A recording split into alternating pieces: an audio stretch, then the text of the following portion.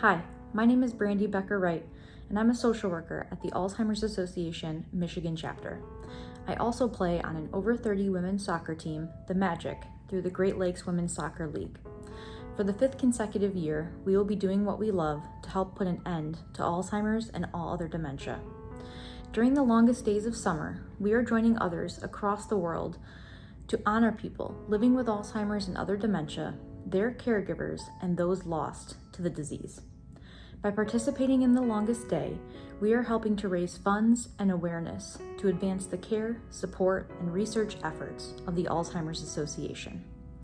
In last year's video, you heard from 2 players from the league sharing their caregiving stories. This year, I thought it was time I shared mine. Listen as I share a spoken word piece written about my journey into caregiving for my grandmother with Parkinson's disease dementia.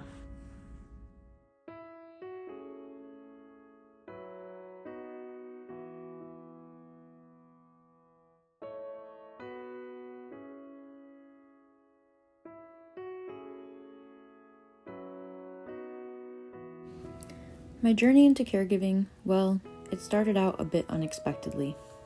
You see, in 2017, my grandma had back surgery and recovery was harsh on her. My grandpa was caring for her, and most of us in the family felt things were fairly under control. Until they just weren't. My grandpa suddenly fell ill, and in the span of 3 weeks, we lost him entirely, and then we all felt weak. My grandma needed help, and we all stepped up to the plate. She'd had Parkinson's disease for a few years, but things were well managed. But without my grandpa, it took a while until she could return home alone to handle her day-to-day. At that point, in early 2018, I realized that I needed to be on high alert. I was worried that my grandma could or would decline, and I would need to insert myself into her life to provide care and assistance. Being 3 hours away sure wasn't an ideal distance. Fortunately, she remained stable and independent for quite some time. Then, one day in the fall of 2020, she gave us a big scare when she acted unaware after her medications became too much for her to bear. I found myself much more involved from this point forward, helping to oversee medications and doctor visits from a distance and keeping in much more regular contact. It was at this point we also learned what I feared. Dementia had set in and was making an impact.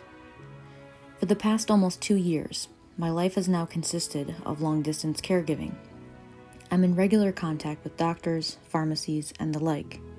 I keep in touch with my grandma's friends in her area who help with tasks and speak with my grandma herself to check in on her status. Then came the next big step, the prep for her move that would take her out of her groove. My grandma proposed that she sell her current home and we buy a house together, myself, my wife, and her, so that we could be her caregivers moving forward. She knew she would rather be with family than in a nursing home left to roam in unfamiliar territory. So for the past year, we've been planning ahead for this time, which we are in the midst of now. As we began the process of cleaning out and tidying up her home, my grandma landed herself in the hospital, then rehab, then the hospital again, and then back to rehab. I knew even more that I had to move forward with this process. Although she is healing, she is in need of more care and supervision. The house is already listed, and the next steps will fall in line after we get those provisions. My caregiving journey will shortly change drastically, and not only that, but my life will change dramatically. Despite this, I love my grandma with all my heart, and I will take on this next phase emphatically. A caregiver I will be. Thank you for watching and for your help in fighting the darkness of Alzheimer's and all other dementia. Please consider sharing this video and making a donation using the link in the description. Any amount is appreciated and we need your help. Donations are accepted through August 31st.